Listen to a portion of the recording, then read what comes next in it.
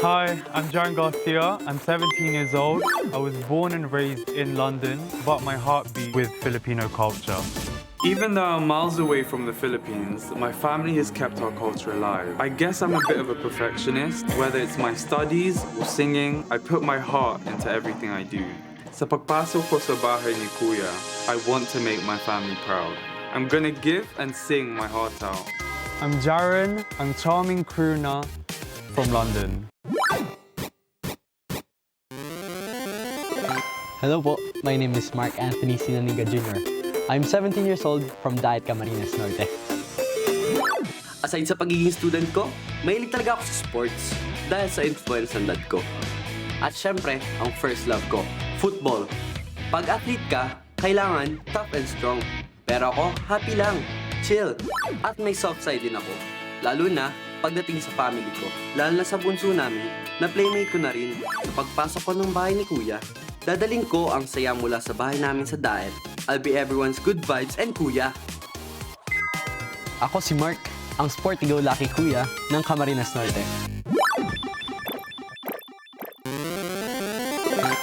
Maya Paldo po kaya kayo. Ako po si Dylan Iturralde from Pampanga.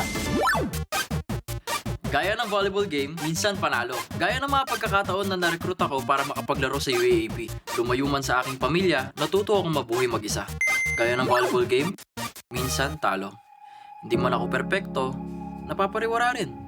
Pero gaya din sa volleyball, may haters man, meron at meron ka pa ring fans. Gaya ng aking mga kaibigan at pamilya.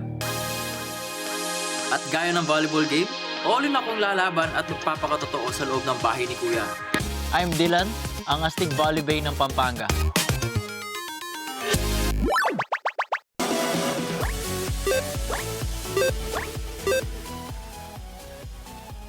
At eto na nga sila!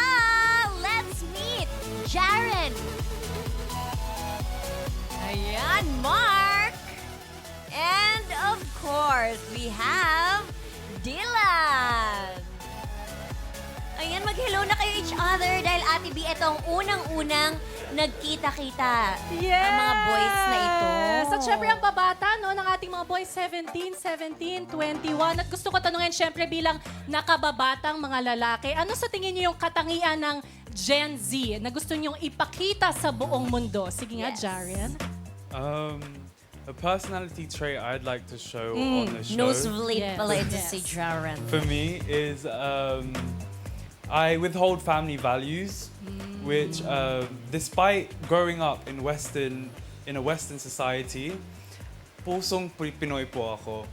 So, which means it's always family first for me. Family first. Si Mark naman? Ako naman po, ang gusto ko lang na madala dito na katangian ko. Oh, next Mostly sa akin din kasi, ano po, meron kaming mga soft side sa dyan namin, meron kaming mga soft side kahit. Soft side. Yes po. Lalo na ngayon po, ang daming gustong maangas sila. Dapat pogi ka pag maangas ka. Pero may soft side din ng mga yes Gen po. Zs. Yes. Oh, exciting. Ikaw How about naman. Dylan? Siguro po yung katangian ng mga Gen Z namin mga lalaki. Ano yun? Gusto ko ipakita is yung pagiging marespeto pa rin sa mga babae po. Oh, that's the sweetest. Parang Pinoy values pa rin talaga, ano, mula Yes. sa ating mga Gen Z boys. Yes. Naku, exciting na talaga to. Are you all excited? Yes, Yes, super kaya naman it's time to say goodbye to the outside world at humanda na kayo sa pagpasok sa bahay ni Kuya. Good luck. Say goodbye. Bye, everybody. Good Okay, tara na. luck, Let's Jaren, go. Mark, and Dylan. Enjoy. Yes, samahan ko na sila, Ate B. Yes, go, go, go. Grabe, Kim Chu yung naghatid. Good luck sa inyo.